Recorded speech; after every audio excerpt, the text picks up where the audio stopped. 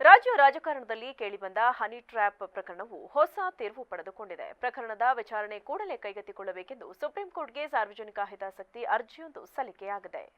ಇದು ಕೇವಲ ರಾಜಕಾರಣಕ್ಕೆ ಮಾತ್ರ ಸೀಮಿತವಾಗಿಲ್ಲ. ಅನೇಕ ಕ್ಷೇತ್ರಗಳಲ್ಲಿರುವ ವ್ಯಕ್ತಿಗಳು ಸೇರಿ ಒಟ್ಟು 48 ಗಣ್ಯರು ಹನಿ ಟ್ರ್ಯಾಪ್ಗೆ ಒಳಗಾಗಿದ್ದಾರೆ ಎಂಬ ಆರೋಪ ಇದೆ.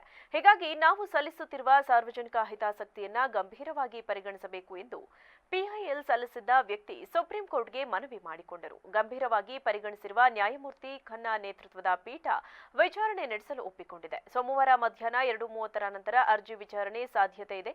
ಒಂದು ವೇಳೆ ಇಂದು ವಿಚಾರಣೆ ನಡೆಯದಿದ್ದರೆ ಮಂಗಳವಾರ ಸುಪ್ರೀಂ ಕೋರ್ಟ್ ಪ್ರಕರಣವನ್ನ ಕೈಗೆತ್ತಿಕೊಳ್ಳಲಿದೆ. ಇತ್ತೀಚೆಗೆ ಕರ್ನಾಟಕದಲ್ಲಿ ಬಜೆಟ್ ಅಧಿವೇಶನ ನಡೆದಿತ್ತು. ಈ ಕಲಾಪದಲ್ಲಿ ಸಚಿವ ಕೆಎನ್ ರಾಜಣ್ಣ ತಮ್ಮ ಮೇಲೆ ಹನಿ ಟ್ರ್ಯಾಪ್ಗೆ ಯತ್ನ ನಡೆದಿರುವ ಬಗ್ಗೆ ಆರೋಪಿಸಿದ್ದರು. ಇದು ಗುರುತರ ಆರೋಪ ಅಂತ ನಾನು ಅಂದುಕೊಳ್ಳುತ್ತೇನೆ. ತುಮಕೂರಿನ ಇಬ್ಬರು ಸಚಿವರು ಹನಿ ಟ್ರ್ಯಾಪ್ನಲ್ಲಿ ಸಿಕ್ಕಿ ಹಾಕಿಕೊಂಡಿದ್ದಾರೆ ಎಂದು ಹೇಳ್ತಿದ್ದಾರೆ.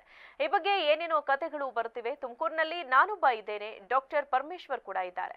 ನಾವಿಬ್ಬರೇ ಅವರ ಉದ್ದೇಶ ಅಂತ ನಾನು ಅಂದುಕೊಳ್ತೇನೆ. ಸಿಡಿ ಮಾಡೋದು, ಪೆನ್ ಡ್ರೈವ್ ಮಾಡೋದು ನಾನು ನಿಮ್ಗೆ ಹೇಳ್ತೇನೆ. ನನಗೆ ಇರುವ ಮಾಹಿತಿ ಪ್ರಕಾರ ಸುಮಾರು 48 ಜನಗಳು ಇದ್ದಾರೆ. ಕೆಲವರು ಕೋರ್ಟ್ ಮುಖಾಂತರ ಸ್ಟೇ ತಂದುಕೊಂಡಿದ್ದಾರೆ. ಇದು ರಾಜ್ಯಕ್ಕೆ ಸೀಮಿತವಾಗಿಲ್ಲ. ರಾಷ್ಟ್ರಮಟ್ಟದ ನಾಯಕರ ಹೆಸರಲ್ಲೂ ಸಿಡಿಗಳಿವೆ. ನಾನು ಲಿಖಿತ ದೂರು ನೀಡಿದ್ದೇನೆ. ಗೃಹ ಸಚಿವರು ಅದರ ಬಗ್ಗೆ ತನಿಖೆ ಮಾಡಿಸಬೇಕು ಎಂದು ಸದನದಲ್ಲಿ ಆಗ್ರಹಿಸಿದರು.